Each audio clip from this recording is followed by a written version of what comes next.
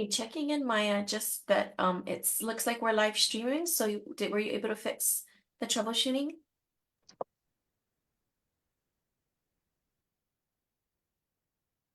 Okay, mahalo. It is now 9 o'clock, and so just want to say aloha to everyone who's joined us today. I call this meeting to order. Let's begin with the roll call. Good morning, everyone. Chair Aligado, Present. Vice Chair Keener, Present. Commissioner Islam, Present. Commissioner Otsuka, Present. Commissioner Romine. Present. Chair, you have quorum. Mahalo, Karan. The next item on our agenda is approval of the minutes from April 2024. Just wanted to start off by asking if there were any corrections or updates from any of the commissioners. Do you have any? You can indicate either by like raising your Zoom hand or dropping it in the chat. I'll just go through and ask if there are any changes or edits. Also, OCCSR, if we have captured your words and thoughts from last meeting appropriately, please let me know. Okay, seeing as the commissioners do not have any updates, is there a motion to adopt the minutes of the Climate Commission meetings from April 2024? I motion, or Kiana. I'm Kiana. Is there a second? Second that. Great, so we'll take a vote on that. Those who are in favor of adopting the minutes from 2024, please raise your hand for an aye. I abstain because I wasn't there. Okay, great. So I'm counting, sorry, Melanie, I don't know, did I count? Oh, yeah. Okay, so I have 4 ayes, 1 abstention and 0 nays. So on that basis, we will adopt the minutes from the last meeting. Moving on to our next agenda item, we have a report on the activities of the Office of Climate Change, Sustainability and Resilience. And for that, I'll turn it over to Director Gonzer. Sure, Chair. Before the meeting, we'd connected on your interest in potentially adding an agenda item and putting that as a vote to the commission. Would you like to address that first, just to get it on the agenda? Sure. I would like to, so I have 2 options for this. Option 1 is to vote to add it to the agenda. Option 2 is to bring it up for matters not on the agenda, I think. But yeah, let's vote on it.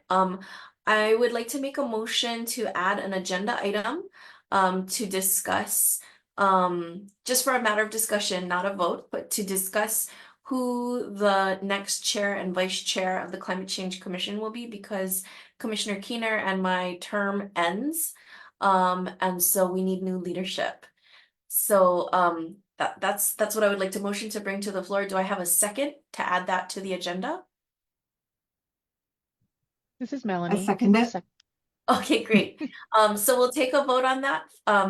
Those on the commission who support adding that agenda item, please raise your hand. Okay. Those who do not support it, please raise your hand. Chair, Okay. can we discuss this? Is that okay before we vote? Yes, we can discuss it. I just want to check with Jeff that that's okay that we add this agenda item. That was my only question before I vote. Okay. Sorry, Jeff, put you on the spot. Your first meeting. Oh no, no. I think it's okay to add that as agenda item. Yeah. Okay. Okay. Commissioner Otsuka, Thank you. Are you okay making a decision? Okay, so how do you vote? Yes. Okay, so we have 5 in support. Unanimous decision. We'll add it to the agenda. I'm going to add it to after we discuss the tourism guidance document. It'll come after that discussion item. Thank you, Commissioner. Thank you, Director Gonzer, for that reminder. And now I'll hand it over back to you. Great, thank you. And aloha, Chair, Vice Chair, members of the Commission, members of the community. Matt Gonzer. I serve as the Executive Director for the Mayor's Office of Climate Change, Sustainability, and Resiliency, and happy to provide some updates since the last meeting, which was April the 26th. And right now, it's a very busy time at the city as we're at the end of the city's fiscal year. really only 1 month left of Q4 in the fiscal year. So there's a lot of activity around procurements and other efforts to make sure we can execute on certain projects. But we're super excited that right after last month's commission meeting, we formally launched the start of no longer a pilot, but a funded and supported Climate Champions program. And this is a direct outgrowth of the real deep community engagement that the adaptation team had done in developing the city's first ever climate adaptation plan called Climate Ready Oahu. And a Climate Champions program is a specific action from the adaptation strategy. And they worked really hard to secure environmental justice government to government funds from the US EPA. And we're super excited to start this 3-year effort with 6 different community-based organizations. And we're already thinking about how we can bring more resources to expand and include more community-based organizations. And certainly the team would be happy to come to a future meeting just to share how the program's going and how really it does live up to the mission to continue to build better connections with community leaders that are doing place-based work that also supports our collective climate adaptation needs. There's been a whole variety of engagement covering topics of energy affordability and resilience, community resilience hubs and networks, and everything in between. So I won't go into the specifics of that, but I would encourage anyone that wants to know more to follow us at Resilient Oahu across all the platforms. We've mentioned in the past our continued efforts to bring resources to address a disturbing trend, which is that it's getting hotter outside at the same time that our community canopy is declining, unfortunately. And we have a whole slew of exciting things that we've been able to resource across the Department of Parks and Recreation, and also now working with a nonprofit organization to help us update the 2014 urban tree canopy assessment and change detection analysis. But we're also pleased that we were recently notified of a grant from the state DLNR Division of Forestry and Wildlife, Kaulunani Urban and Community Forestry Program. And this is an effort to update city practices, rules, standards, regulations, ordinances, et cetera, to ensure that we're doing the best within our own practices to maintain as much of the urban canopy as we can, while also ensuring the conditions for healthier plantings and healthier growth of any trees that we put into the ground. It'll take some time before that project ramps up, but we're excited to continue to resource these really important topics to address climate change adaptation. A couple more quick updates. We actually have 2 open RFPs at the moment. One is to update the city's climate action plan. So per ordinance, we are responsible for creating and updating on a 5-year cycle the city's climate action plan. So we're really now at that next stage to improve upon the first ever climate action plan that was adopted in July of 2021 or summer 2021, and bring more resources to the technical components, really improve our engagement with community members as we make sure that the work is relevant to community needs. And if you're interested, I'll put after my notes here, I'll put a couple of links in the chat. That RFP closes on June the 14th at 10 a.m. Hawaii Standard Time. We also have another RFP open, and this is on the more the adaptation side to better understand what is our fiscal risk in the near, mid, and long term with respect to climate change impacts, and how do we make sure we're taking the steps to start aligning the funding strategies and the resources that are needed to address climate adaptation. And this also is an action directly from the recently adopted Climate Ready Oahu adaptation strategy. We're also having some, general open discussions and really finding ways that we can continue to partner with organizations to bring resources to bear. The EPA has a very large community change grant opportunity open. The city does not have to be the applicant, and we are very open to continuing discussions with any that are interested to see how we can partner or even just support on the development of any of the ideas and help align what that community group is interested in doing with respect to some of the existing policy documents like the Climate Action Plan and Climate Ready Oahu. And then just two more updates, Chair. Just wanted to, for your all's perspective and to validate the great work that the Commission does, a couple of anecdotes on movement from two of the Commission's documents that were adopted in 2020. You may have heard some recent announcements of senior advisor positions or support within the governor's office, and an inquiry that we received from a staff member. I was able to relay the 2020 climate change and financial risk guidance document as something that is of interest and potentially applicable in terms of some of the recommendations that were in there. And just yesterday, a city project really launching the city's One Water integrated adaptation efforts. It was exciting to actually share a lot of the history and the legacy of the stepwise process that brought us to this moment and opportunity. And again, just wanted to mahalo the efforts of the One Water for Climate Resiliency white paper that was adopted in June of 2020. And then my last note, next week, Thursday, is actually the 5-year anniversary of the release of the city's Oahu Resilience Strategy. So we're gonna do some internal teamwork to acknowledge and celebrate that, but also ensure that we all feel positioned and supported in helping to continue to build the narrative and the legacy moving forward.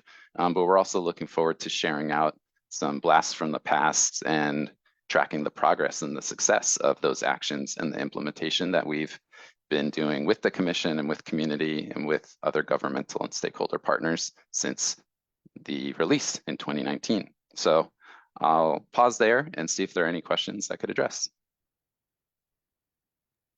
Thank you, Matt. As always, we're very always uplifted and motivated by the work that that the group does, that OCCSR does.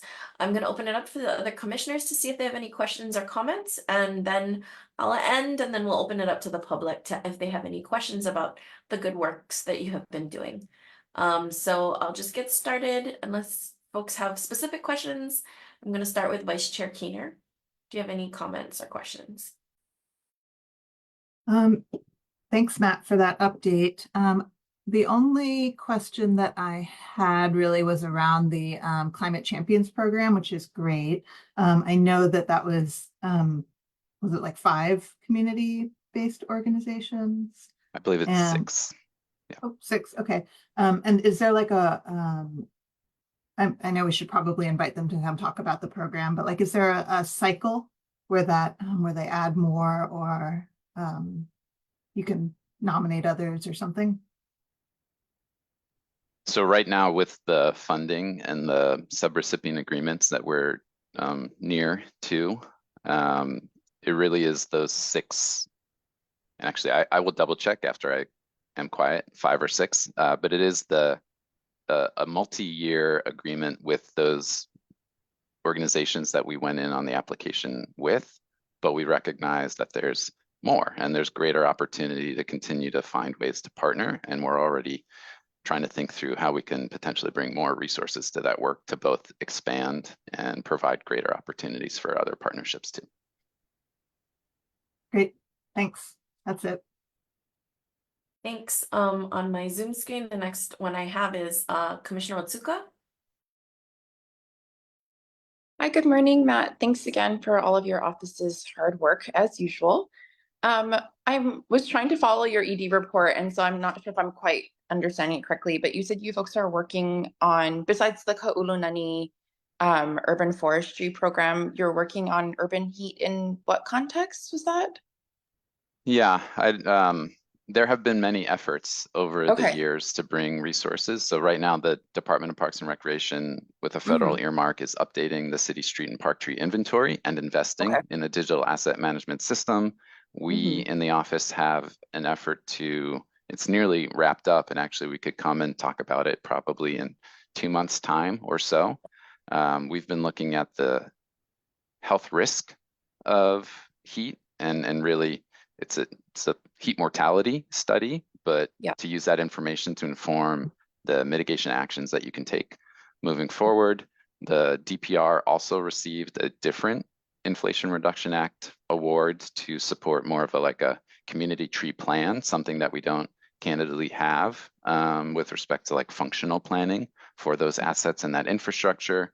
Through FRF support, they've been working with Malama Learning Center and Leeward communities for tree giveaways so that there's greater support for shade and fruit on private properties. So a win-win in that respect. And there might be one other thing that I'm missing, but the context was that here's another award and effort to take a different policy approach to the broader need across heat, which we know is going to be an increasing challenge. Okay. I wanted Sorry, to I just remembered my last one, if that's okay. go for it. Yeah. A cool Oahu project. So increasing temperatures is both, we need to mitigate it. We need to mitigate the impact as it is getting hotter, but there will be moments and episodes where we have to respond and manage to higher temperatures or a heat wave event. So there's a cool Oahu project where we're developing outreach and education materials. We're not yet a community like other places where they really have had to ramp up things like cooling centers and those kinds of partnerships, but there is already a shared messaging across the 4 counties and with the State Department of Health, and we're developing materials that we're all hoping to use to continue to talk about it consistently with community. Oh, great. Okay.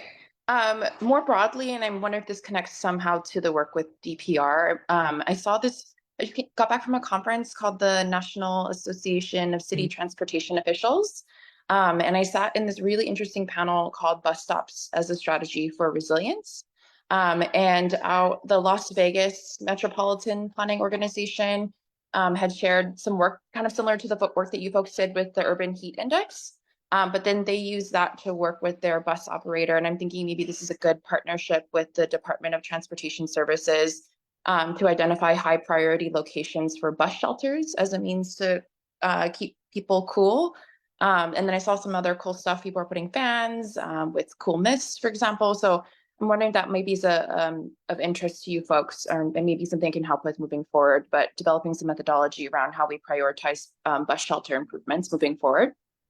Yeah, I think that's great. And I think we already have a fair amount of the information that's needed to do that and think about it. The DTS and OTS, the bus operator, they actually have already very detailed information about what structures, if any, are at different marked bus stops. And in conjunction with the other heat data that we're wrapping up and some of the canopy information that we already have, I think we're in a good position to think about not just like safe routes to school, complete streets opportunities, but people getting to and from bus stops and where they're going. So that's a really important next step, because we need to be strategic and prioritize. It's one thing to have sort of like canopy goals or shade goals, but I think to make it actionable and to keep people motivated, it's helpful to break it down and get even more specific about where, why, and who we're trying to support.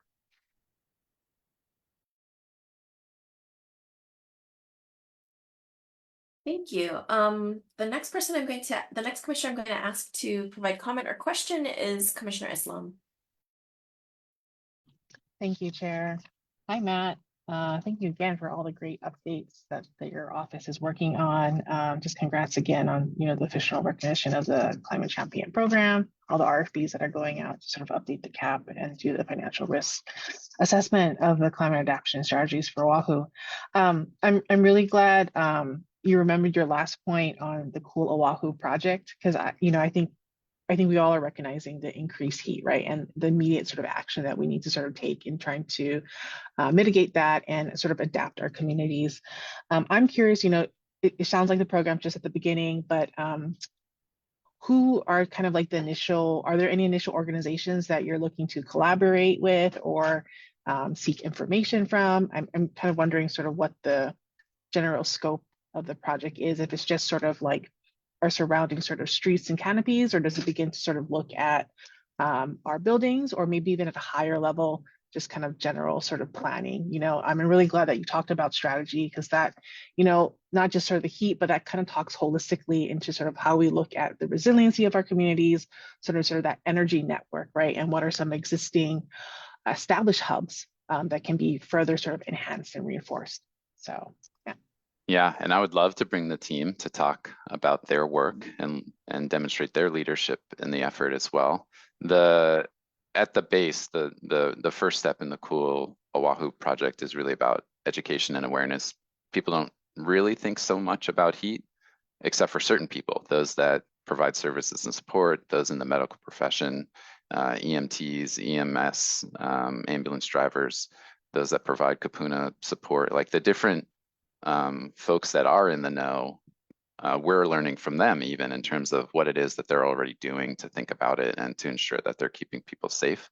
So it is a little bit more on a broader community outreach, education, and awareness, but all those next steps that you just described are part of the package for, again, we say heat mitigation, which is as it's getting hotter, how do we slow the increase of that temperature increase by stop carbon pollution, but also more shade and more reflectivity.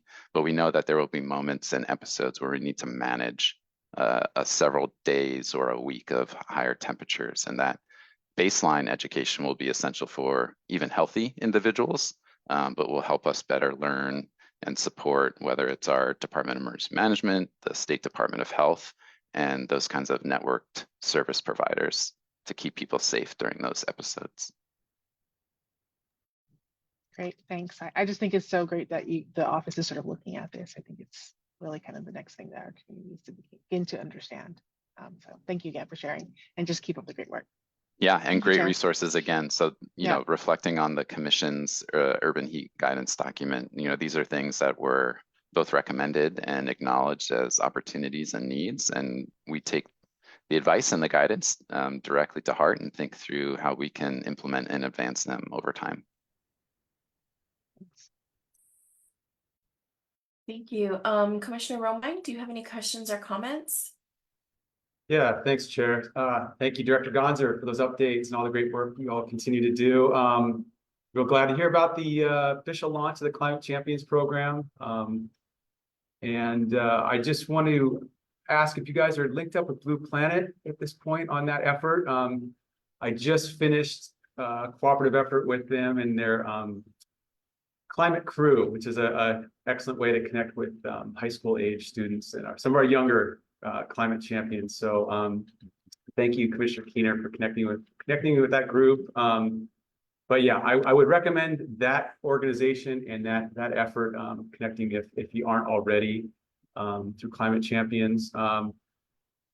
Wanted to congratulate you on the grant from DLNR for urban forestry. It always pleases me to hear about cooperation like that in a general sense between state and county government. So way to go on that. I did have one question. Now you mentioned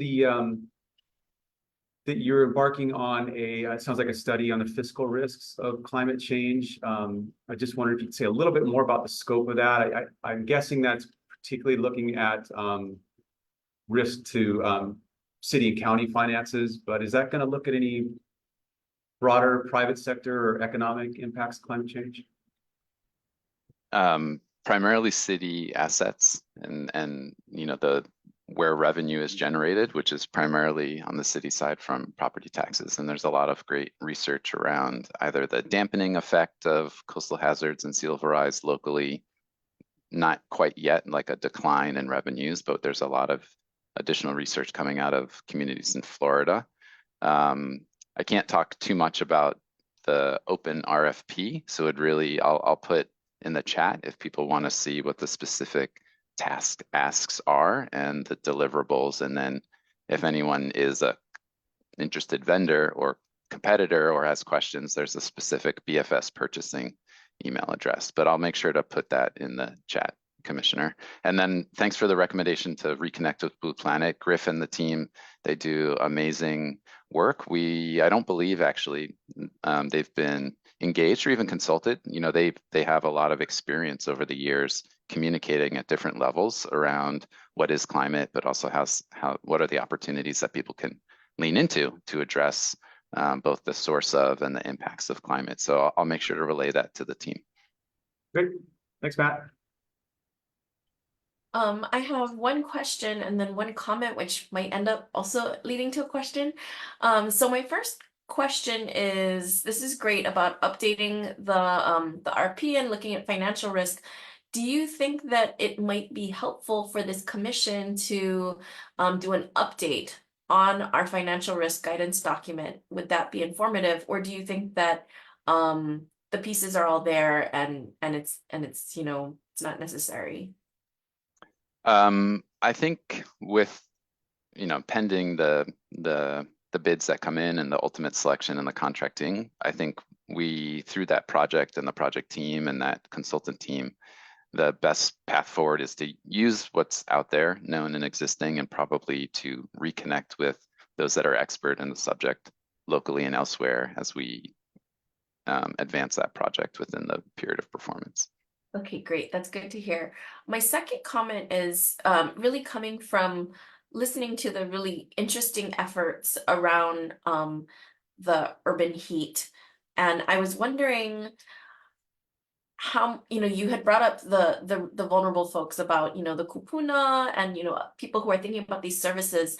And one thing that I didn't hear explicitly, not to say that it's not being looked at, was I was wondering about the intersection of heat and the houseless community. And I was just wondering if you could provide a little bit information about any studies looking at the impacts to houseless communities on Oahu and heat. It's a great acknowledgement, and folks may have seen there was an article in Civil Beat last summer, actually, because EMS, our Honolulu Emergency Services Department, acknowledged that there was, a mild uptick in those kinds of heat stress responses and calls. The data is a bit lacking in terms of, the intake and how things get coded or recognized, perhaps in the ER, et cetera. So even though I didn't explicitly recognize it as a population in need with respect to heat management services, it's certainly something that's acutely that we're very much aware of and need to continue to find ways to work with those that actually are directly connected. We at the city have a newish program, a really great and expanded program within the Emergency Services Department. It's called CORE. And I regret I can't remember all the words for the acronym, but I'll make sure to put it in the chat. And they really are, health professionals, so that it's not 911 calls where the police or the fire department have to come. They provide all sorts of services. And we've been talking with the frontline departments that either have employees that are out in community during the day, parks and recreation, environmental services, collecting refuse. They are partly informed by OSHA requirements as well, getting more informed and aware of heat stress for their own employees. And certainly that then relates to the immediate next step of the community members that we serve and those that are most at risk because of lack of shelter. Yeah, and this is kind of the comment that I was gonna come off of that question, which is, I know my time is very limited on the commission, but it may be something that to add to our list of potential guidance documents in the future is when looking at our houseless community and what I can sense that it might be a very data poor area, but certainly we have a lot of houseless and house insecure people on island, and perhaps it's something the commission should and could look at in a focused way. So I'm just kind of throwing that down to my other commissioners as I roll out of here, that perhaps looking at the houseless community is something we should consider in the future. For everyone's awareness, it's a high concern issue that comes up anytime there's forecasted heavy rains, and whether it's partners in care or others that have actual relationships with our unhoused population and the risks of where they're currently living, sometimes in drainage channels, et cetera. So all of it, building out a greater package and awareness around the multiple hazards is really important. Yeah, thank you so much. At this time, I wanted to open it up to other folks who are on our Zoom call in the public. I'll ask Maya to please let me know if there's any comments on the live stream. You'll hear me saying that occasionally. So I'll just pause for a moment and ask if anybody who's currently on Zoom would like to ask questions relating to this agenda item, which is, again, the activities of the Office of Climate Change, Sustainability, and Resilience.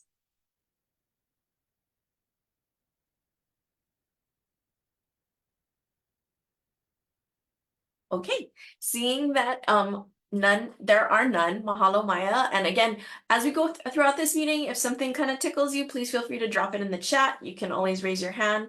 I'll be asking for feedback. We're going to move on to the next agenda item, which is discussion on our stakeholder feedback on a guidance document that we have in development. So I'm going to start this discussion. I'm just going to let you know how we're going to structure this discussion. Commissioner Keener and I are the point kind of commissioners who are working on this together. We have an updated little just presentation to talk about. And then for those of you who have come to these commission meetings in the past, you know that a kind of kludgy but 100% necessary way that we do our work is to edit in public. And so I will be showing you our document that we are editing so that to have full transparency and openness about the changes that we have made. Okay, and then once I go through that, as I'm going through that, if folks who are on the call have questions, please feel free to drop your questions and comments, and then I'll open it up and we can have open discussion at that point in time. So I hope that that is okay with everybody. And with that in mind, I'm going to begin to share the screen. Okay. All right. So Vicky, can you let me know if you can see the presentation? Yep, we're good. Okay, so this is an update on our document. Actually, even the title is updated. I'm now calling the document The Intersection of Tourism and Vulnerability to Climate Change. Oahu's vulnerability to climate change. So just as a reminder to everyone, the purpose and goals of this guidance document, again, this was a matter that was very much brought to us from the community. The community came and said, we want to talk about this. And that is, of course, one of the many ways that the commission collects information on the kinds of topics that we need to be studying. It's not just internal, us suggesting things to each other. It can come from mayor, it can come from our legislators, and it can most certainly come from the public. So our goal is to bring together the most up-to-date information we have on the impacts to Oahu's ability to maintain and improve their climate resilience, specifically in the lens of our tourism or visitor industry, and to understand the current baseline impacts. And one of our goals is to identify information gaps between the city and visitor industry that would help improve resilience for everybody in Hawaii. So last time I went through a whole presentation on what this guidance document was. And so I'm going to ask Vicky really quickly to summarize this, and then I'm going to shift over to the actual document. Okay, thanks, Rosie. Yeah, so just as a quick update, we have received 2 full reviews back of the draft document, and we're waiting for, I think, 3 more. So we're kind of gently poking people to try and get the rest of those in. But from what we have received so far, Rosie and I just wanted to summarize the kind of input that we're getting, and then show how we've been incorporating it so far, and present kind of a timeline for the future at the end. So in terms of the review comments that we've gotten so far, one of the kind of an existential question that someone brought up for the purpose of the document was really, should we be considering impacts from the tourism industry separately from those of the residents of Oahu? And, we are making the case in this guidance document that yes, we should be. And so we're going to be making that clearer. Of why it is needed and why it's desirable to kind of start to quantify that and look for gaps in information. Another was that the document really needs to offer strong policy guidance, and it didn't so far, which was intentional on our part. We wanted to get comments back and ask expert stakeholders for their thoughts about what kind of policy is needed before we really dug into making stronger policy guidance. So hopefully the next time when it comes back with even more integrated comments, we'll have some stronger recommendations and policy ideas. Another kind of big theme was that this document is really an opportunity, and that our opportunity is to identify areas where more data is critically needed to identify the aspects of tourism on the island that affect our ability to address climate change and what might make us more vulnerable. So additional data might be needed and research on emergency services, food and water, other natural resources, but that comes throughout the document with suggestions that have already been made. So we'll really bring out a gap section, I think, strongly to where future input is needed. Finally, there were a set of comments to better include the existing Hawaii Tourism Authority resident satisfaction survey trends, because that kind of says a lot about the mood of the island, I guess. And I think we've already, Rosie, correct me if I'm wrong, I think we already included some of those. And hopefully we'll get some other great comments and suggestions for policy guidance from the other reviews and be able to integrate those next time. Back to you, Rosie. Thanks for that. I'm going to stop share on this document right now, and I'm going to start share on the document that is in progress. So just prepare yourselves that we're literally going to be looking at, I always like to prepare people, we're literally going to be looking at just raw edits right now. I see a hand raised by Kiana. So Commissioner Otsuka, do you have any comments or questions at this time? Yeah, I just had some questions, Vicky and Rosie, about some of the comments you folks have received thus far and sort of what you're hoping to do to address them. So we've been talking a lot, or I should say in my office, in my regular job, we've been talking a lot about destination management.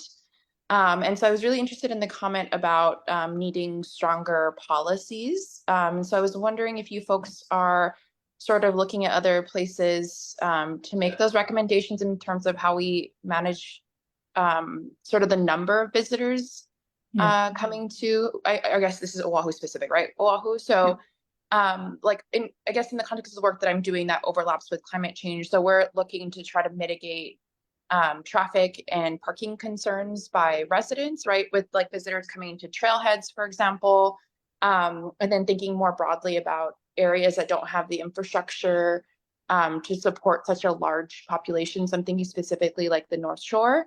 And obviously that overlaps with climate change, right? So if we can help our visitors get around without cars, not only better for parking concerns and traffic concerns, but also helps us reduce our vehicle miles traveled and then associated greenhouse gas emissions with people driving. So I'm just wondering if you're looking into any destination management policies used elsewhere for sort of more broadly all tourism, right? Because that's what we're covering, but any transportation things that you might include or come across?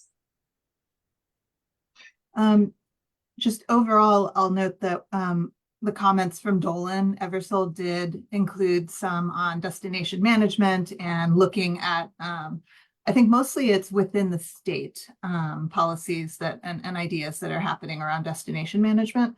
I don't think, Rosie, correct me if I'm wrong, that we include a review of any other municipalities that do destination management programs. Yeah.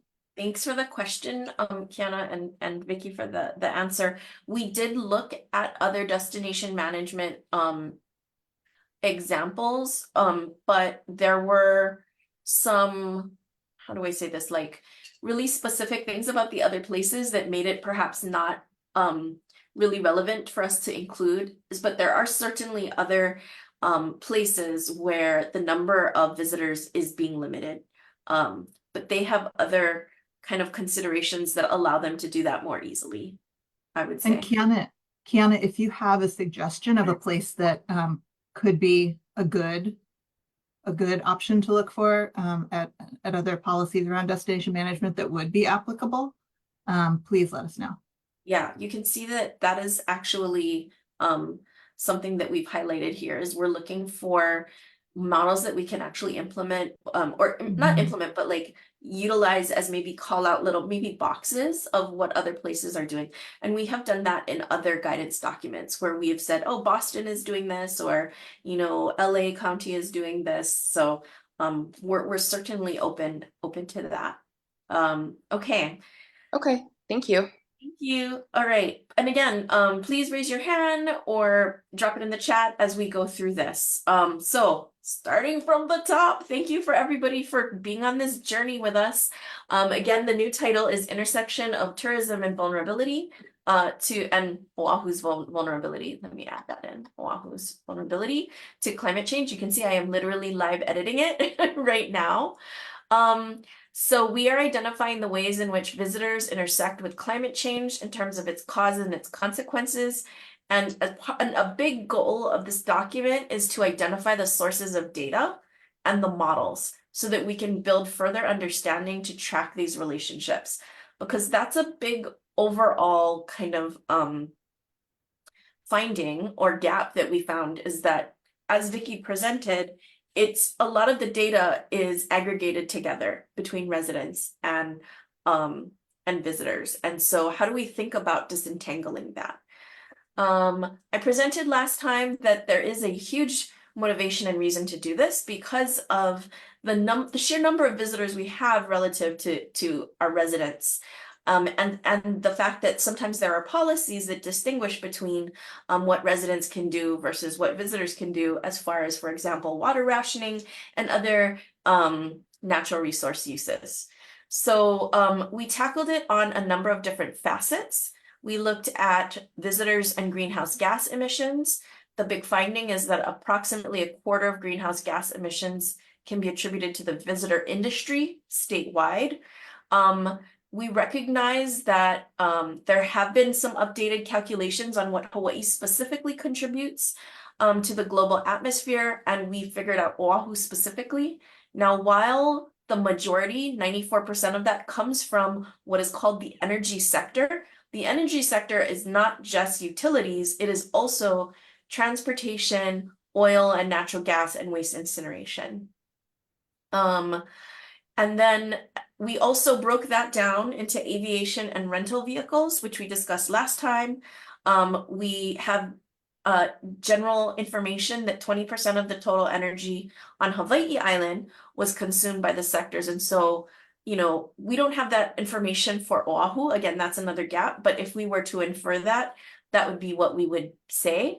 And we do know that visitors demanded 10 million of the 3,700 million in petroleum manufacturing.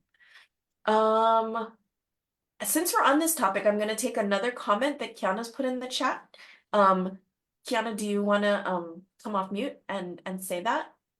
Sure. No, so I was more in response to the policy discussion we were just having. But I was thinking about like other, and I'll poke around, sorry to respond to your other comment. I'll poke around for some destination management stuff because I think that's a little bit of the work that I'm doing in my regular job for transportation specifically, but I'm sure I'll find other examples. But I'm wondering, for example, like an example policy could be issuing a county rental car surcharge tax. So right now, the state has a rental car surcharge tax that goes to the Hawaii Department of Transportation for congestion mitigation projects. But the county currently doesn't have a surcharge tax other than general excise or county general excise. So for example, and maybe there's like legal issues that the county can't, but that could be a potential destination management policy, in my opinion, to act as economic disincentive to folks renting cars when they come, but also provide a funding source to the city to fund climate mitigation and adaptation projects. So something like that could be a destination management policy, for example. But I just don't know if there's any legal issues around the county issuing their own rental car surcharge tax, for example. So I think that's something we can either put in the document as further research needed, or I can try to poke around and ask if that's possible before it goes in the document. Okay. I'm just putting, I'm going to highlight it. I'm putting the recommendations to explore that. Okay. because as just want to recall, we're a recommending body. We're not, Right. yeah, we're not a legislative body, so we can explore the possibilities, or we could maybe research or model potential revenues might be, but we can't say like we should do it. Okay. Yes, of course. Thank you. I see that Commissioner Romine has his hand up. Do you have any comments? Again, we're just focusing on the greenhouse gas section right now, and then we'll roll into the others. Yeah, thanks, Chair. I'm just trying to make sure I understand the numbers in those aviation bullets there. Help me if I'm not getting something here, but it says that Oahu contributed 14.5 metric tons of CO2, 94% of which were from the energy sector. Oh, I just answered my question. So that includes transportation. I was trying to reconcile that with the metric tons that are emitted from aviation. And okay. Yeah, and this energy sector, it's not defined by us. This is from data that we pulled down elsewhere. So the energy sector includes all of these other things, which some folks might not necessarily say is energy, but that's what that's the report. That's the data that we have. Okay, thank you. Yeah. And then one other clarifying question, that 5 million tons of CO2, 1.5 roughly million tons of CO2 from aviation, shipping, bunker fuels. I'm guessing those are statewide numbers actually that are being compared to island Oahu numbers. Is that a fair comparison on that basis? How do you get an aviation number just for the island of Oahu? Okay, let me look at my data because I had written this down. I think what we did to find that was that we're talking about the 5 million metric tons domestic aviation. So you are correct. That is all of Hawaii. It is not Oahu specific. We do know that 50% of, I mean, I suppose we could calculate flight ratios of like where people are coming in, but yeah. I think it's still a reasonable comparison since some people transit through Oahu, but it just needs to be noted or caveated. Yes, yeah, for sure. Thank you. Yeah. Thank you for that clarification. Okay. And then the next section was really about natural resources that are affected by climate change. And we were thinking specifically water. And then we actually separated out water and then ecological environmental degradation because water is such a central point for just living on our island. So we again recognize that isolating consumption of water is difficult and the data is either not consistently gathered or available. We further kind of separated water to thinking about water use and accommodations, wastewater, and recreational use. And so for water use and accommodations, the estimation, again, from the data that we have that's the most recent, is 2017, and they were estimated to have consumed about 20% of the water in Hawaii. And then as far as thinking about the utility use, because visitors have a high demand for accommodation while visiting, and we know that the accommodation industry also has a high use of these utilities, we can then surmise, we can figure out that obviously the accommodation industry is driven by the visitors, their high use. We know that the demand for utilities on Oahu from this industry is about 13%. Okay, wastewater, that's a little bit more clear, but the wastewater is very unclear. We can only say that, we know that there's about 134 million gallons of wastewater that have been treated. We don't have a way, because we have like a unified sewage system of figuring out what's coming from where. And then as far as recreation, one thing that we can say, and again, this goes back to the overall issue that we have of differentiating between residents and visitors, 6 of the 10 top consumers of water on Oahu were golf courses. And we do know that there was an increase in visitor spending related to a 1.12 million gallon increase in the demand for non-agricultural water. And just to note that there have been studies done for runoff from beach showers at popular tourist destinations, and that runoff, which does utilize that's recreational water use, had higher traces of pollutants than other beaches do. So we attribute that again to I know that we now have sunscreen bans and the like, but those who are less informed tend to be, could be visitors and so on and so forth. So we note that. Kiana, sorry, Vicky, maybe I'll just finish up with the environmental impacts and then I'll flip it to you for food systems and the other part. So just to finish up on the environmental and ecological degradation, two of the major things that we identified were, of course, our trail use system as well as beach and coral reefs. And then I see a consideration from Andrew. So I'll just finish this up, Andrew, and then I'll ping back to you. We noted that it's a little bit that the impact that visitors have, as well as residents, can also be exacerbated by impacts of climate change. So for example, sea level rise can impact, beach impacts, and then heavy rain events can impact trail erosion. But we do know that from studies that we have from Dole and Eversole, that beachgoers are often contributing to the degradation of the beach dunes because of the really high volume of foot traffic. On Oahu, again, it is difficult to separate the impact. And I have below, sorry for zooming back and forth, just below quickly, we have that there is data from the Hawaii Tourism Authority, which there's a study to look at which trails are visited or frequented by visitors so that we can assign environmental impacts to visitors or residents. That's just something new that we have the ability to look at. So we can begin to decouple the impacts at least on the trails. And then as far as coral reef degradation, we know that our coral reefs and beaches are what attract visitors, but that very volume is what makes our reefs more susceptible to degradation. And then in a study by Ku'ule Rogers et al., up here in the summary, I didn't put all of that citation. It's down below if you want to go below. It's estimated there's about 1 reef disturbance for every 2 individuals. And that study was done at Hanauma Bay. And so we can begin to kind of, again, decouple the impact from visitors as well as residents. Okay. I'm going to open it up to ask Andrew if you want to come off mute and okay. Actually, Andrew, if you can pause a little bit, the warning and evacuation systems, we will definitely get into that in the emergency systems.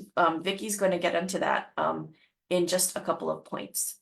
So I'll hold off on having you come off mute until she gets there. Okay, Vicky, do you want to talk about food systems and then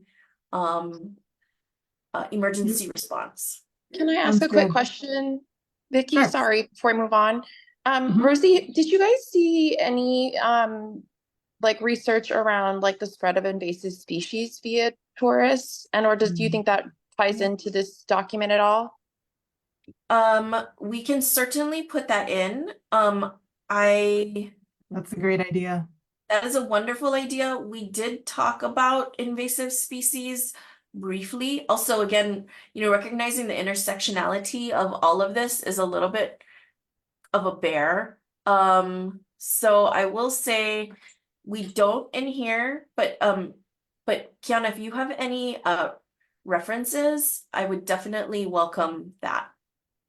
Okay, I know I'll poke around. the federal invasive species committee, for which one of Pacific Risa's PIs is a member, they've recently released a bunch of invasive species papers on the intersection with climate change. And so that's at a national level, but definitely includes islands impacts. Okay, I'm gonna So reorder that then to put trails, and then I'm gonna put invasive species. Okay, thank you. I think it is trails related, Rosie, but I was thinking about, when folks are hiking and or otherwise, and maybe taking some of the invasive species on their shoes, shirt, whatever, when they fly to another island, for example. Or so if someone comes from Kauai to Oahu, for example. I think it's mostly trail related, but maybe Vicky, you have a better idea of where to stick that. Do you think it's under trails specifically, or do you feel it's somewhere else? Hopefully people are not taking pets with them purposely, but Yeah, I would just include it in the environmental and ecological degradation system. So maybe not just in trails, but you know, in industries as well, like agriculture, and but including it there, then we can elaborate on it a little bit. Okay. And again, like that intersectionality that Rosie noted with you know, the being able to separate out the tourism impacts is going to be close to impossible, but at least can be looked at statistically, maybe.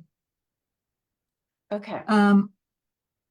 And yeah, Rosie, if you just want to note to look at the ISAC report, we can look that up. ISAC, ISAC. ISAC, yeah. Okay, got it. Thank you. All right, so All we're right, gonna switch now. Vicky's gonna talk, and I'm gonna be a note taker. hopefully this will just be fast, just because it's an overview, and there'll be more changes later. But yeah, so looking at visitor impacts to local food systems that could be linked to and affected by climate change. One of the things to note again, the intersectionality, and there's very limited research around that nexus of tourism, local food systems, and climate. So as we all know and cite again and again, Hawaii as a state imports approximately 90% of its food, and our shipping and transportation infrastructure within the food system are vulnerable to sea level rise and a whole bunch of other climate impacts. Less than 1% of resident expenditures and visitor expenditures are spent directly on crop production in Hawaii. So you know, in terms of direct economic input, it's very small on directly cut on crop production, and the majority of outputs from food processing are demanded by the restaurant, eating and drinking industry, which is highly demanded by both visitors and residents, and we have been able to separate that out there. So visitors 29% and residents 42%. And we've noted that visitors are willing to pay higher prices for locally grown food, which could impact the outcome of those 2050 sustainability goals at a state level, by looking at a shift possibly to more consumption and production of locally grown food, either through direct purchase or restaurant choice. And so, you know, that's really all we have for there, noting that there is a lot of data gaps, but if there are big ideas around visitor impacts to the local food systems that aren't included there, please speak up. First commissioners.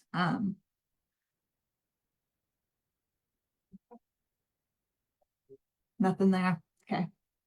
So opening it up to the public. Anybody on the call want to give some ideas around climate, tourism, and food systems?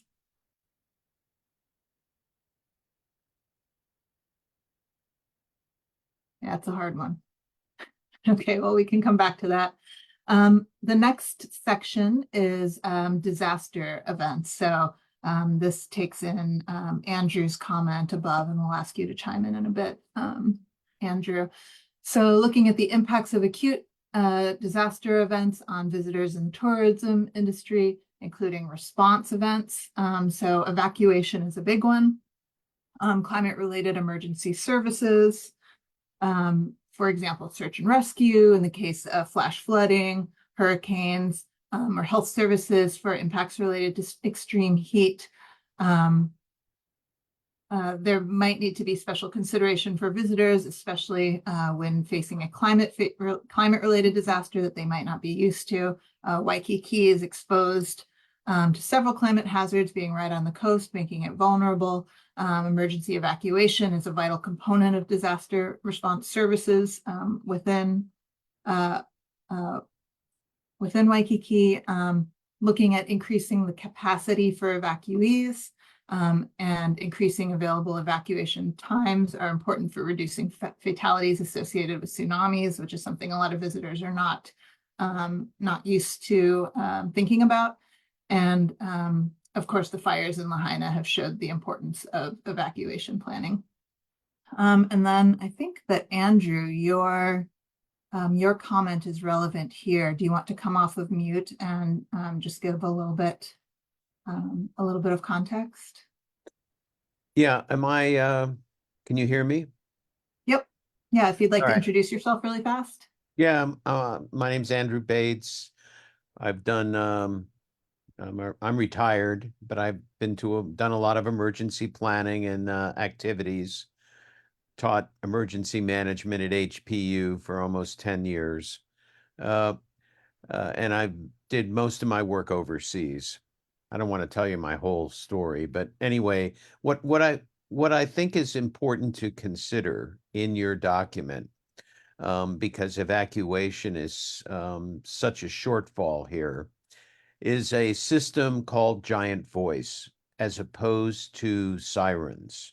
And it directly relates to your subject of tourism, because in Giant Voice systems, and they are in Japan, Sweden, the city of San Francisco has them. They're not, they're actually something that is part of the lexicon in disaster evacuation and warning. Is that it can go, you can program it to give short, simple commands in a number of different languages. So you could hit a button and it would say in English, throughout the whole island of Oahu. Well, what I did was when I did this a while ago, I did it for 3 miles inland, in population areas of 10 people or more per square mile. So you weren't talking to empty space. So the idea is that, let's say, for example, Korean, Japanese, Chinese, and Thai. You could say in those languages very quickly and very succinctly, get off the beach, go up a concrete reinforced building, 3 to 4 stories high, and wait for further instruction when a tsunami is coming. It's as an example. But you give specific commands, and it could have been in Lahaina, evacuate the town immediately, tell them which direction to go, and tell them not to be carrying anything. So you can give very quick, specific commands with this Thank system. you, Andrew. All right, Anyway. yeah, thank you so much for that comment. And that's really helpful. And we'll be able to look into that and see how it's been implemented in other places and if it could be useful here. But that sounds like a great lead. Thank you for that. All right. And the second piece that I wrote here was about body identification. People die in disasters. And one of the things that's and we have a lot of people from all over the world here. It can become a major public relations problem, as well as personal problem for the relatives of the deceased. If they can't find them, they don't know where to look. And the case study for that, for your reference, is the tsunami in Indonesia, where people from all over the Indian Ocean rim, tourist places, particularly in Thailand, had lots of deaths and a huge 2 to 3 year disaster trying to identify, store, maintain, and get people to come get the dead people out of their country. I know it's a very unpleasant topic to discuss, but it can cause huge problems for our island should that ever come up. And that's all I got to say Thank you. about that. That is a very grim note, but something But really to important to consider, actually. Thank you yeah. very much. We And maybe appreciate I'll just make the note up front that of course in the context of climate change, specifically what we're thinking about is the effect of climate change on, the occurrence, the frequency, the intensity of extreme events and compound types of extreme events, and how that might change on our island. So, dealing with increased frequency or intensity of these types of acute disaster events and looking into how that might affect these procedures. And with that, I'll go on to the next bullet point just about shelters. So, oh, Kiana. Sorry, Vicky. Yeah, one more thing on evacuation. I think in the last meeting I shared a a Department of Emergency Management plan that identified high evacuation time. So I don't know if you want to put that in this sort of summary section. In short, and I can put the plan in there again. In short, the Waianae Coast and then Ko'olauloa have really high evacuation times and sort of at risk of a lot of people not evacuating in time. But I think it certainly could go in our recommendations section to look further into how to address these high evacuation times in these areas. And I know it's not quite the same density of visitors as like Waikiki, for example, but I think it's important to consider because I know we do have visitors all over the island, and that would also benefit residents. No, would it be helpful? Yeah, could you send that? That's a good point. Yeah. And I think the kind of the corollary that goes along with that thought is, even though those areas might not have the highest visitor densities, they're high in resident densities, and that brings up, ideas around equity in emergency management response. So of course, the areas that you mentioned are some of the areas that are more vulnerable to climate change impacts. So of course, bringing that up as kind of a side possible effect. But yeah, great if you would send that or include a link. We'll make sure and look it over. So yeah, shelters, we've already kind of talked about the issue with shelters. There are inadequate numbers of shelters. They're not built to withstand winds much greater than a tropical storm, if that. Hawaii's main point of entry is exposed to a lot of climate hazards, which hampers recovery events potentially. I won't go through the state hurricane evacuation shelter planning and operation guidelines, but basically, looking at how, again, those increased intensity or frequency of hazards, climate-related hazards, might impact how we need to deal with visitors staying in different parts of the states, and the supplies that are associated with being in those shelters. So emergency shelters are not going to have the necessary supplies to wait out the storm, which again brings back the necessity to look at Hawaii's main point of entry. And then displacement, the result of being forced to relocate as a result of a climate disaster. This goes back to, what we've seen in Lahaina. It's really unclear how the tourism industry can support people displaced by climate change. And as we've seen on Maui, hotel accommodations are not a permanent or common solution. So this goes back to how the tourism industry and hotels could be responsive for residents that are displaced in an event.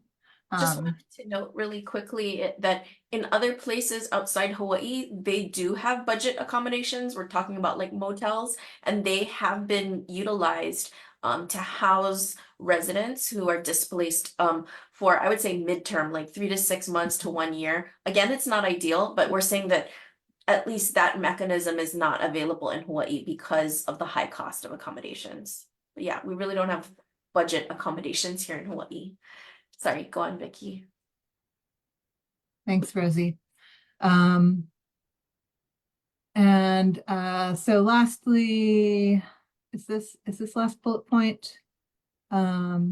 This last one is the impact of climate change on the tourism, as opposed to in the past we were doing, yeah. Right. So do you want to take that one? Sure. Thanks for carrying that for so long. So the last bullet point is really how climate change is going to impact the tourism industry. And the number one vulnerability factor that we've recognized is sea level rise. We already know that a lot of hotels are located within the 3.2 feet Slorexa scenario. Waikiki has taken action to address the impacts through beach nourishment, but I mean, as we just saw like last week with some of the major flooding that we had that impacted Waikiki, there's some major infrastructure that's threatened, not only in Waikiki, of course. We also saw these impacts elsewhere, Kiana had just brought up Ko'olauloa, and Wai'anae. There's highways and roads that are threatened that could impact the tourism industry. Certainly our residences and our ability to evacuate during a climate disaster, but even during levels of high precipitation. And so it is a consideration that Hawaii might become a less desirable destination due to access issues, due to impacted beaches, due to all of these environmental kind of issues that eventually will feed back. So we have put together a bunch of recommendations. We've pulled just a very big, this is one of our reasons actually for doing this guidance document too, is that decision makers need to know when the tipping point occurs, and it's not really clear. And also, given the importance of tourism to Hawaii and economic development, we do need to assess the impact of climate change for the visitor industry and vice versa. So this is actually, I'm going to change the language on this, but I wanted to pull this in kind of up at the top just to kind of summate that. And so we were recommending just establishing a lot of data gathering. As folks have noted here, there's that we don't have a lot of information on water, on waste, for the emergency services. Perhaps we talked about improved signage, and so that potentially is a place where we could put in Mr. Bates' suggestion about the giant voice as an example. Let's see. Yes, for sure. The weak sanitation, we did note that, Mr. Bates, up above, that SLR may impact flow of pollution to nearshore environments. Definitely for sure. And let's see.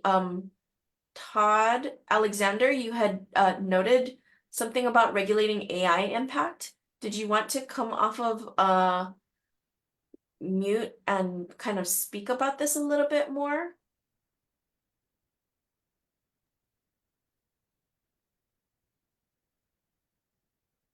Yes, Okay. hello. Sorry, my name is Todd Alexander. No problem. Yeah, thank you.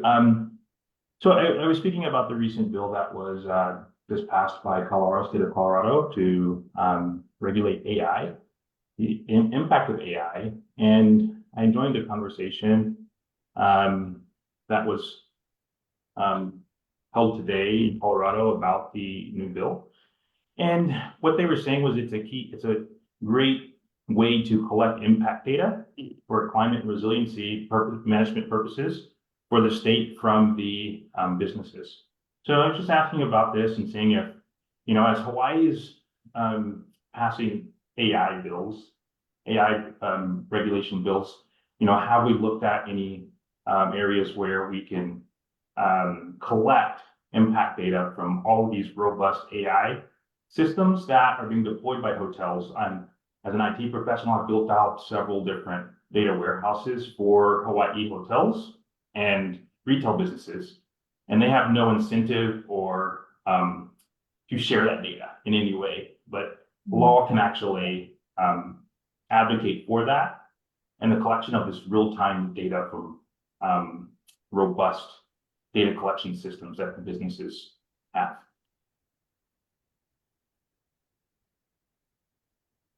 Okay, thank you. I'll put that in as far as maybe in the recommendation section on data gathering. I I think wanna, that's something we'd have to look into a little more, but thanks for yeah, that something comment. to think about. I definitely think that there are ways to partner more with the private sector to collect data. I think that that's something that, again, I don't know our ability to, I don't know how open the private sector is to show that, but we can certainly say that our data gathering would benefit from any data sharing that would be possible. I mean, we can say something, I don't know, perhaps to that effect.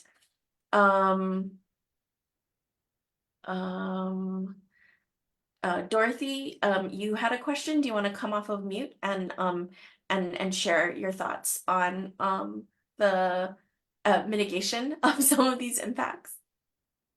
Sure. Hi, I'm Dorothy. I'm originally from Hawaii and I'm living in Seattle for the last 8 years. I work with King County.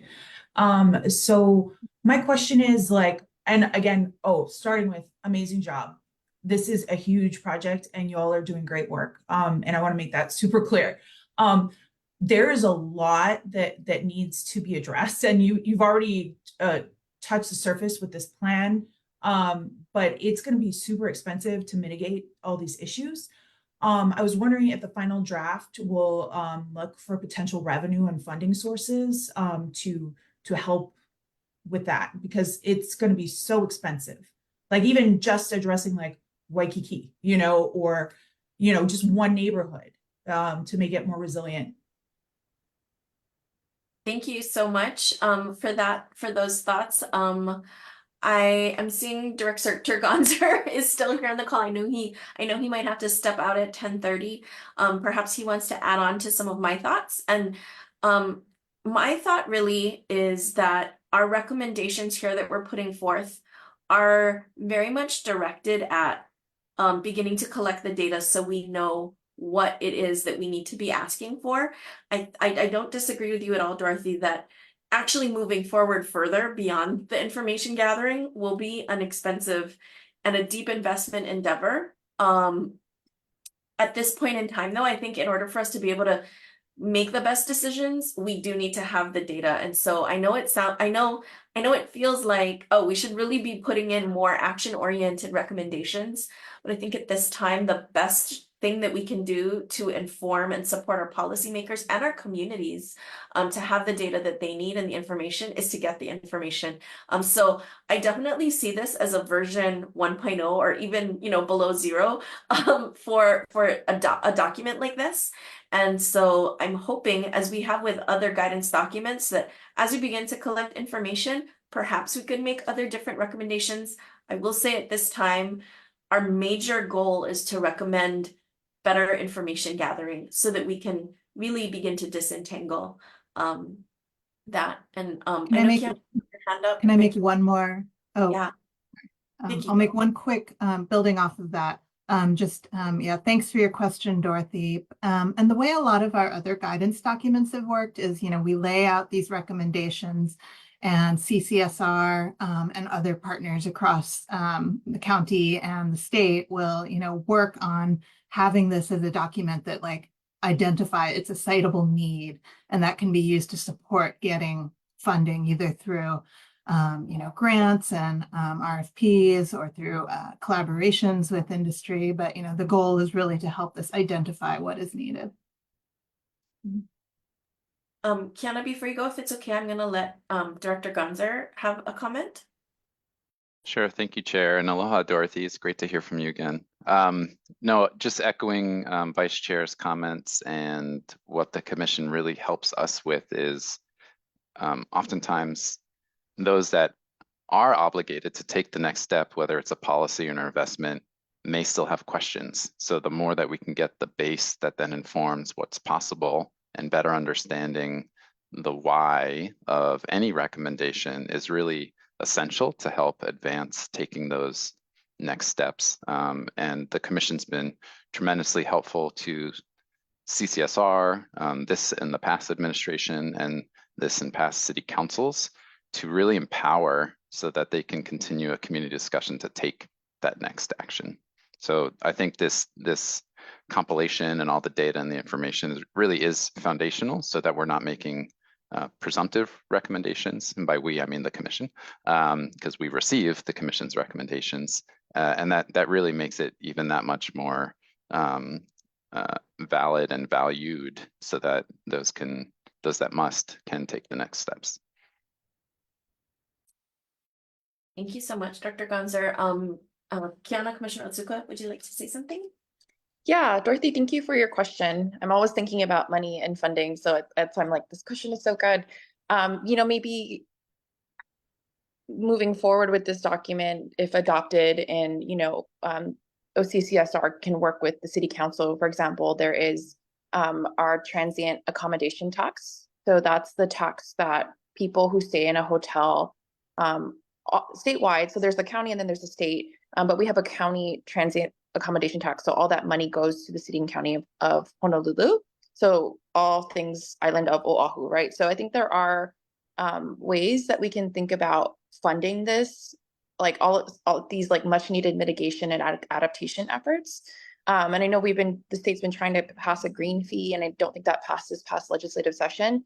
But I think there certainly are levers that in place already that we can utilize that might just need some change in city ordinance, right? To direct money specifically to these causes. But I think that's certainly a really valid question. And I think we can start thinking about that, once we finish our document where we do get money to fund these mitigation efforts.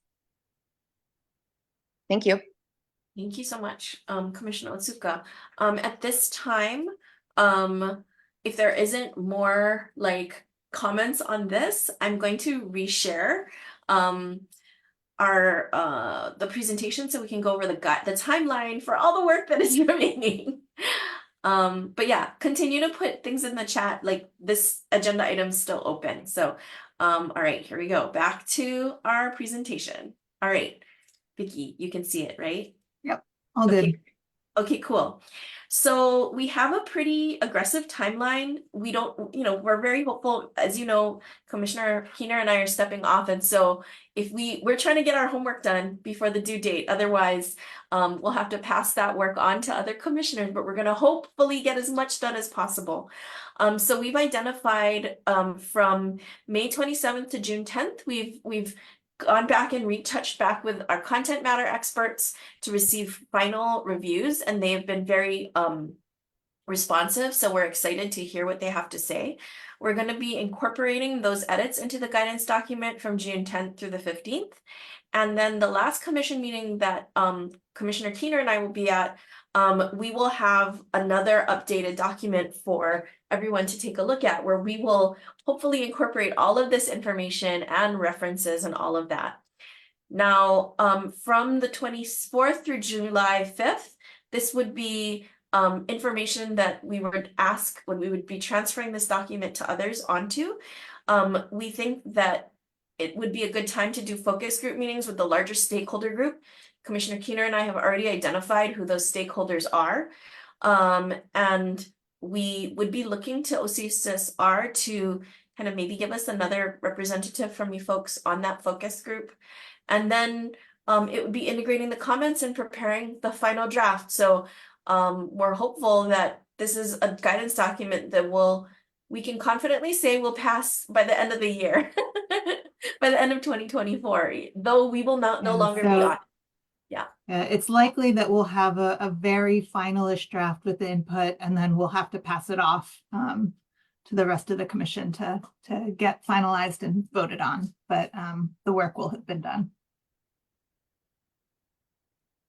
Commissioner Otsuka? Yeah. Yeah, I had a couple of questions with regard to providing additional feedback to you folks. So I'm really sorry I haven't had a chance to kind of dive deep into it other than sort of at our meetings. And I know I provided a lot of suggestions and or promises to provide you some citations. So I wanted to be clear on how I can provide you more robust feedback in a way that's also following sunshine law. So does it have to be at the meetings where I provide more feedback, or can I email one of you, or should I email CCSR with sort of more specific feedback? I'd like to get it to you before it sort of gets into this final review period. So I just wanted some clarification, Rosie, Vicky, from you, or maybe Corp Counsel or Matt, if you have some ideas for me. Yeah, in regards to the sunshine law, you can email directly, but you cannot have how do you say it, like a majority in a email discussion, because then that would go against sunshine law. So you can email one person and that would be fine. Does that make sense? Okay. My suggestion is that we distribute information through the OCCSR. Yes. So once we update our draft, we send it to Karan, who will distribute information, as we always do. There's distribution about information broadly, and we don't do that directly. what I would suggest is that you can provide comments on that and send it back to Karan. Or Matt, yeah.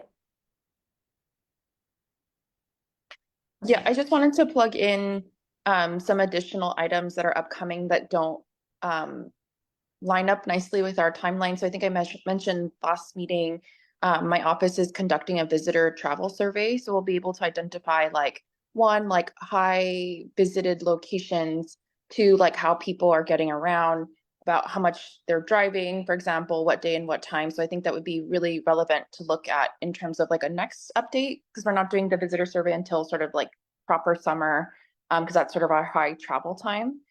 So it won't be ready before this timeline you've presented. So I want to kind of create some reference to that and sort of what it might include. Yes. So I'll provide you like specific verbiage to include if that's of interest to you That would be folks, for great. example. Okay. Yeah, that would be great. And actually, I'm remembering now, I have a spot down below in the text where I just have like a highlighted thing that says details of proposed study here. So yeah, if you want to get that like, you know, just an example of like, this is something that's up and coming, we can include it in the much longer text that comes after these shortened recommendations. Yeah. Yeah, I have a lot of homework for you folks, and so I just want to make sure I'm providing it to you in a timely manner, but also in the most appropriate manner. So Rosie, I'll email Corinne and Matt then, and then they can pass it on to you folks. Is that helpful, or the way you want to do it? Yes, that would Okay. probably be appropriate. Yeah. Okay. I'm seeing that there's some great information in the chat. I'm gonna hold off on answering Todd's question and Andrew's question until a little bit later. We have an agenda item called public input for matters not on the agenda. So I'm gonna hold it off for that. It'll be a little bit longer. If we don't have anything else specifically to the tourism document, I would like to move on to the next agenda item. Kiana, is your hand still raised? Do you want to say something? Oh, okay. All right. So I'll just hold open a little bit longer to see if there's any other comments from the public, again, specifically on this agenda item. Okay, great. The next agenda item that we voted to include in this month's agenda is a discussion on the leadership of the Climate Change Commission. So Vice Chair Keener and I are both stepping off. We are the final original members of the Climate Change Commission when it was first incepted, I want to say in like a while ago, and we have served all of our terms. And so we are stepping off, but we know that it is going to be in great hands. We wanted to have a discussion now because at the next commission meeting, we wanted to be able to have an election where we vote folks in. So at this time, I just wanted to open it up to ask who might be, first of all, from the commissioners, do you have any questions about what it is that the chair and the vice chair do? And then also, yeah, just some discussion of who might have the capacity to take on either of these leadership jobs.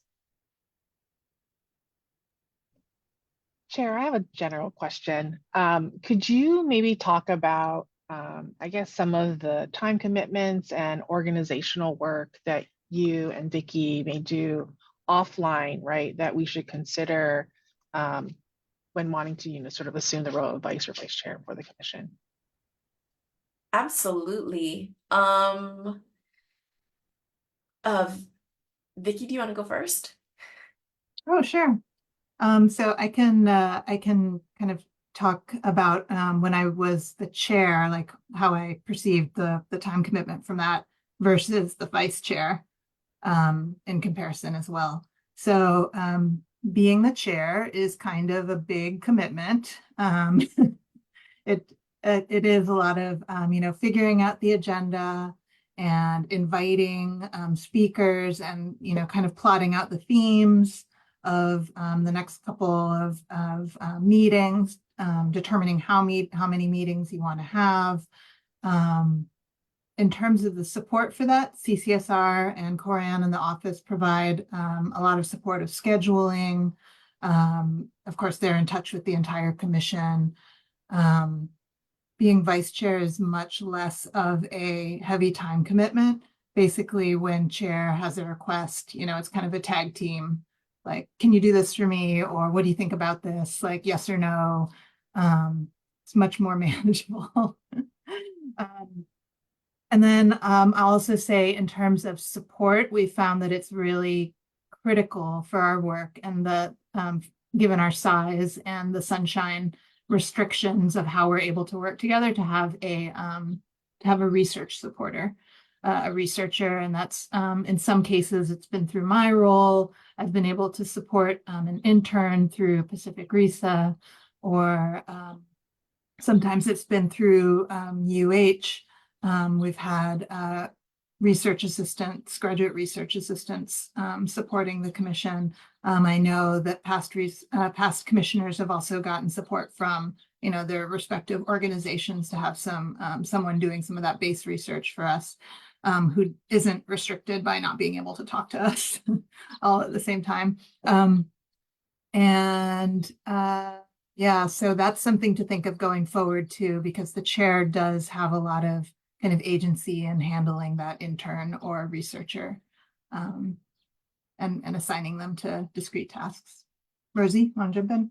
Yeah, so I will say that one of the big things that Vicky and I have worked really hard to do is to create clear processes for developing guidance documents, and everything that entails. So I would say the guidance documents are the biggest job that we have. And as you know, they can come from many different places, the sources of those ideas. They can come internally, things that we work on that are in areas of our expertise. They can arise from mayor can request these things. And so in the early days of the Climate Change Commission, we got a lot of requests from mayor, like, we need a climate brief. Tell us what's going on Oahu, right? We need a sea level rise brief. So that was pretty directed. And I don't necessarily anticipate that we will have so many requests from mayor moving forward, because we got those foundational ones done. And as you can see, every so often when there's a lot of shift in our knowledge, we may need to re-update those. So what I would say is it's a balance of new things coming in, as well as examining for the guidance documents that we have. Is there enough new information that warrants us to go back and update that for the public? And then, as I said, the last place where we can get ideas about guidance documents is from the public. So the public can really come to meetings. Resilient Oahu, they are amazing at going out and doing public outreach. I encourage folks to, if you see us at any kind of function and event and there are ideas, they can pass that on, and we can bring that here. We might have professional colleagues who are like, this is a really important issue, for example, with invasive species. So there's many different ways from which ideas come. And I would say my advice is to work on one at a time. You may have like 3 on deck for ideas, but only work on one at a time. It's crazy. There was a period of time where we had like 2 or 3 documents we were trying to push forward, and I think that was pretty complicated. Now, having said that, that doesn't mean that you can't invite people for future meetings. And so I guess in that respect, you might say maybe there's one on deck and one in the cooker, where you're inviting people for the next guidance document. You can invite as the chair. Yes, as Vicky said, I rely very much on Vicky to get a perspective on who else should I be inviting. And I would recommend to just hear from the other commissioners as far as, this is a document that we're kind of in development. Who else should we be inviting to present on that? Sometimes it's pretty slow. This tourism guidance document has been slow in terms of, we invited, I think, folks from city and county quite a while ago to present on tourism. So it was very much an information gathering before we were like, okay, I think we have enough data and sources. And as you can see, just from our meeting today, we were really lucky to gather more information and sources, and that might inform us of, okay, we need to bring additional people to talk. So that's what the presentations are really, as far as the who we bring as far as the agenda. There are also things where there are just amazing things that are happening in the city and county that we want to highlight. So for example, even today in the meeting, Director Gonzer suggested that we bring the climate champions to present on their work. And so that is something. At a previous meeting, we wanted to build connection with the Youth Commission. So we invited the Youth Commission to come and present on their priorities so that we can have a gauge on what documents are important to them. So these are all different ways that we can highlight programs, bring information to the public. Any other questions from any of the other commissioners? I have maybe I'll one. just say, can I just say one thing quickly about the processes that Rosie's been working so hard on documenting, is that they're not, these aren't mandatory processes. These are just convention on what we found to work well and be inclusive and transparent. So, a thing to guide you is if you want, but also feel free to expand or edit. Yeah. And I'll be sharing the templates with Director Gonzer so that they can be shared with the next chair. So, we have like template emails, invitations to present at commission, template emails to request for external review.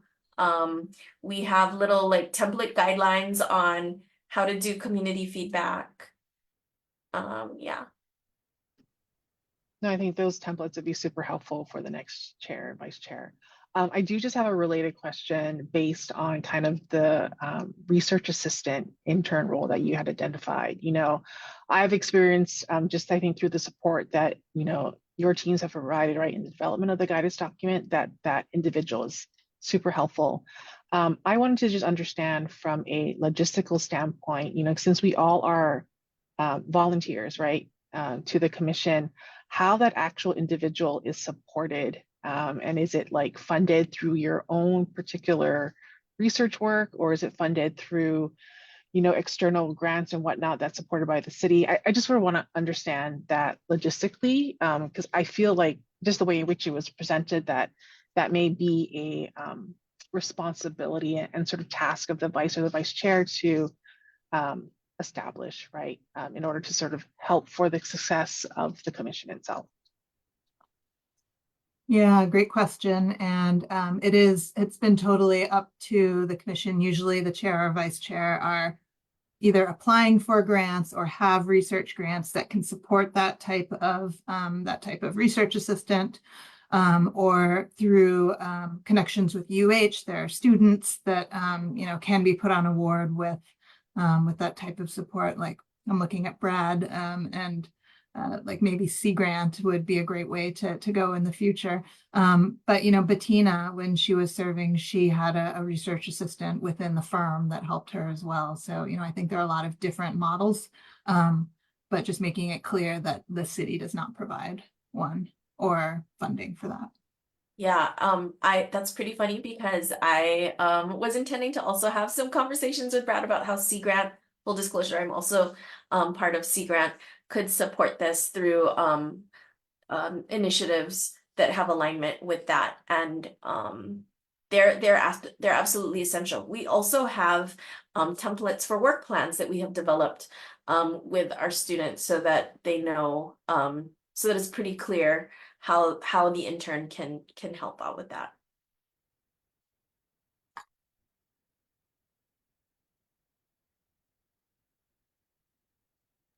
Any other questions? Oh yeah, Commissioner Romine, Brad.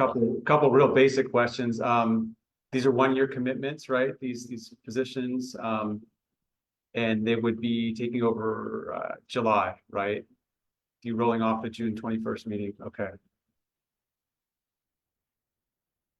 That is all. Thank you. Yeah, I mean, if you are going through the university system, it could be helpful to have the intern start in August. And the intern, as other commissioners have noted, are helpful really at that primary research gathering phase, even primary drafting, although it is very much, we're providing a lot of input into that. We do a lot of the outlines, they might help kind of fill that in. And then they are very much assisting in helping the coordination of, focus groups, or if there's a survey that goes out. So if we can find, I think it is essential to helping us it move forward and be productive.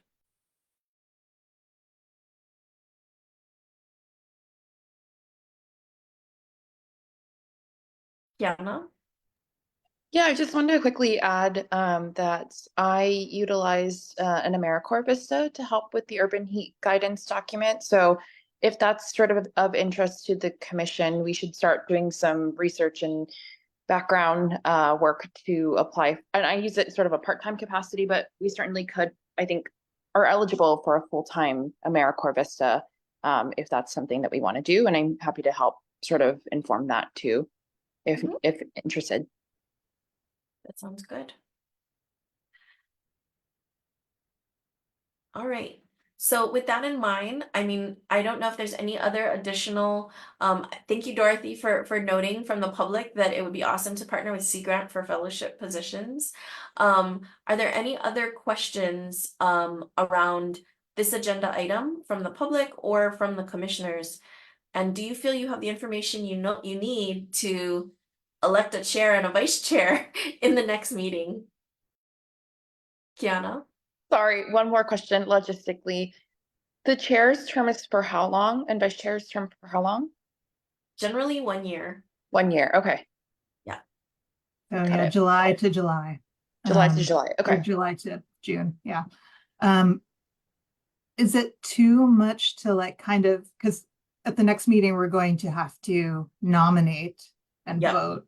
Is it too much to kind of ask if people have interest? Instead of blindsiding people with nominations, or, you know, is anybody like, this is something I'd like to do for my island, for my state?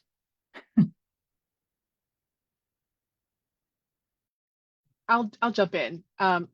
It is something that I have been thinking about. I knew eventually these considerations would need to happen. I will just be completely transparent. I just have some concerns about the ability to support sort of an intern for the commission, right? If that is kind of, I mean, historically, just what I've observed has been kind of the responsibility of the chair and vice chair, just giving the particular sector that I'm in and what have you. So that's just the particular concern that I have, but I think it would be, I have interest, right, to serve in either one of those roles. Yeah, I'll note that for the different types of interns and research assistants we've had, I think the ones that have been most successful in that role have been ones with like that academic research background. You know, people that are either experienced in digging through literature or, you know, familiar with how to do it and kind of not afraid of us giving them a wide variety of topics. Brad? I was just going to offer in response to Melanie's comment concerns that it came up a couple of times that maybe Sea Grant could help support an intern. Rosie and I think can have some conversations about that. I'll do some digging, you know, digging into what potential options might be there for Sea Grant to support. You know, that's just one avenue, but maybe I can bring some more information back on that to the commission at the next meeting. Great. Thank you so much. We're gonna have an election next time. Be prepared. Don't be blindsided. Okay. All right. And thank you, Maya, for bringing up that if when recruiting for an intern, CCSR will help to promote that. So that's wonderful that we can get that information out there. Okay. I'm noting the time. I do feel confident we can end at the time we normally do. So our next agenda item is discussion on tentative next meeting dates. We have identified June 21st, I believe, as our next meeting date, 9 a.m. This will be, again, wanting to see if that works for all the commissioners. Yes, Commissioner Otsuka. Yeah, I want to see if folks are amenable to moving it to the afternoon. I have a conflict from 9:30 to 11:30 with the State Transit Oriented Development Council. I have to present, so I most certainly cannot miss the meeting. Otherwise, I can pop in late or a little bit early and then leave and then come back after the presentation is done. It's a Okay. good way to get yourself elected chair, Kiana. Okay, I'm gonna say June 21, move to afternoon. I'm gonna have Karan, after this meeting, confirm what time blocks are available for everybody, but that sounds totally reasonable to me. I see a thumbs up from, Commissioner Romine and, Commissioner Keener. Sounds good. Okay, at this time, we'll move on to our next agenda item, which is communications and correspondence from the public. I noted from Karan, we didn't have any. People can always email in communications or correspondence. Just to let you know, the tenor of it is folks can send in articles or like events that they want us to know about, or just straight up provide some unsolicited testimony on an item that really matters to them. And so we don't have any this month, but I invite folks to contribute their ideas, thoughts, and feelings. The next agenda item is public input for matters not on the agenda. And at this time, I'm going to go back up to some text in the chat. Todd Alexander asked, what are the ways for us to support the agendas in our local neighborhoods to engage communities and to contribute to how we are meeting community needs? So I wanted to have the opportunity for other commissioners to provide a response to Todd's question. How can the public support our agendas in local neighborhoods? Kiana, do you have any ideas? I just responded in the chat that I've been working with Dr. Miku Lenentine, and I can't remember what her organization is called, but it's based out of UH, and they do research on resilience hubs. So they've identified several resilience hubs across the island, and maybe that's a good potential future speaker. I know that we're specifically looking for shelter information. And I couldn't speak to that specifically because I've been working with her more in the capacity of also crisscrossing mobility hubs and resilience hubs. So providing more transportation options to and from these places. But that might be of interest to connect with Dr. Lenentine for the tourism guidance to see if there is any sort of shelter research or shelter plans that she has. Oh, thank you, Maya. And then also just potential speaker in the future, I think might be interesting for this group to hear from her. Great, thank you. Brad, do you have any other input that you wanted to add? And then I'll end with Commissioner Islam. No, not really. I have seen presentations from Dr. Lentine a couple times, spoken to her about some possible cooperation. Yeah, I would definitely enjoy a presentation from that group if they're available and willing. Thank you. Yeah. Okay. Commissioner Islam, do you have any ideas about other ways for us to support agendas in local neighborhoods and engage communities? I'm thinking, just maybe going through the neighborhood board sort of like network that might be interesting. At one point we had talked about having more in-person meetings, right? It could be an opportunity maybe for informally commissioners just to go and just be present in the audience and gather some information and input. Even just kind of starting with your local locale, that might just be interesting to kind of get some real-time data and information. And bring it back to the commission. But that's just most immediate thing that comes to my mind. I apologize. I was getting slightly distracted by Andrew's other comment about just the emergency network and whatnot and the availability of shelters. And I'm just thinking we sort of have all this GIS data, available at the city. I'm wondering if it just makes sense to just start to identify some of those resources that we already know to be shelters. And then we can kind of evaluate kind of their structural ability. There are some existing reports out there and other components just to see what radius of community people it supports, and then other levels assessment that needs to be made, because there's all these intersectionalities and things. So, but yeah, those are my thoughts. Thanks, Chair. Thank you. Okay. Any other questions from the public at this time?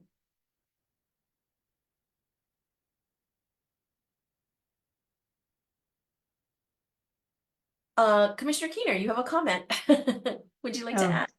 Sure. I was just going to say I really like Melanie's idea. I mean, we've been trying to do these in-person community meetings, and it's such a big ask for CCSR to support those meetings, just with, we're trying to do it at times where, after work, where the communities can attend more, and then being able to, make that a public meeting and ask CCSR to support it outside of work hours has been really a lot to ask for what they're already doing. And so, that idea of kind of dividing ourselves up and being present at different types of community meetings in a non-official way where we can bring back input in an official way. That seems like a really good idea. Thank you. Commissioner Otsuka.